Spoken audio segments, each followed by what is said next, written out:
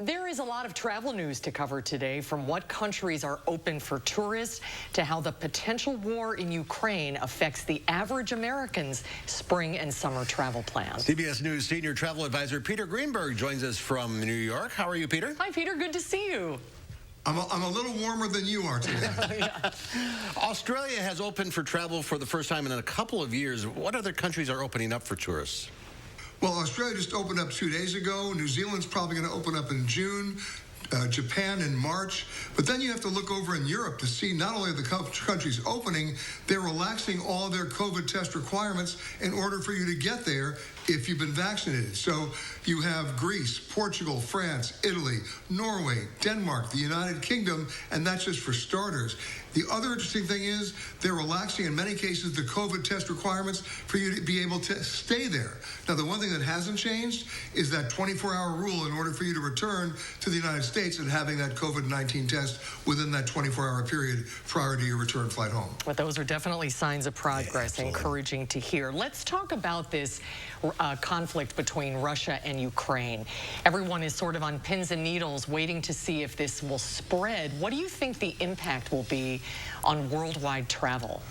Well, it's already happened. Of course, most major airlines are not flying to the Ukraine right now, and many of them, and this is where it gets involved in more delays, are overflying it by going another route. They're not flying over that country. So that'll be delays, in many cases canceled flights, substitution of equipment, because some flights then can't make it based on their range. This has happened before in that region, as you know. So stay tuned on that, but for the moment, travel is being disrupted on that continent. Speaking of disrupted travel, thousands of flights canceled today and tomorrow because of the weather.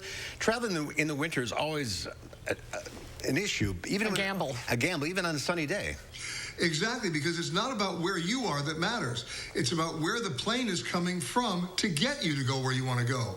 So you need to go to some flight apps like FlightAware or Flight Radar 24 to be able to track the actual aircraft that's coming into Madison, for example, so that you can leave even if Madison is bright and sunny. So it's less about the weather where you are. It's more about where the weather is where the plane is coming from. And if you don't check that, you may not be going anywhere. Well, spring is coming. And a lot of people are planning for spring break trips or summer getaways. If you want to go to a place, for example, like Mexico or somewhere sunny, do you think all-inclusive resorts are a good bargain?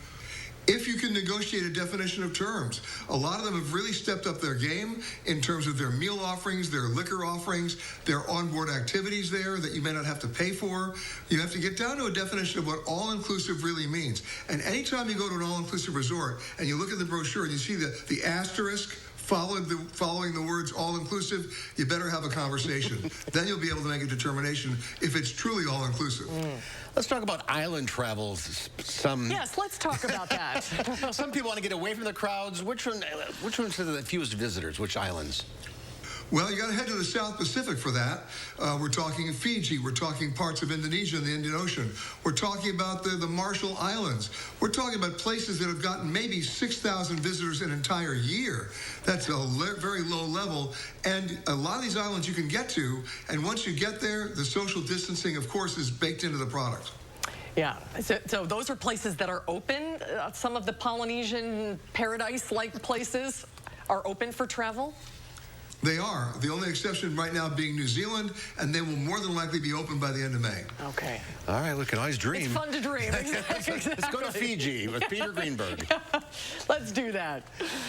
Peter, great to see you again. Great to see you. Hope to see you back in Madison soon. You got it, Mark and Susan. All right, we'll be right back with a final check your forecast.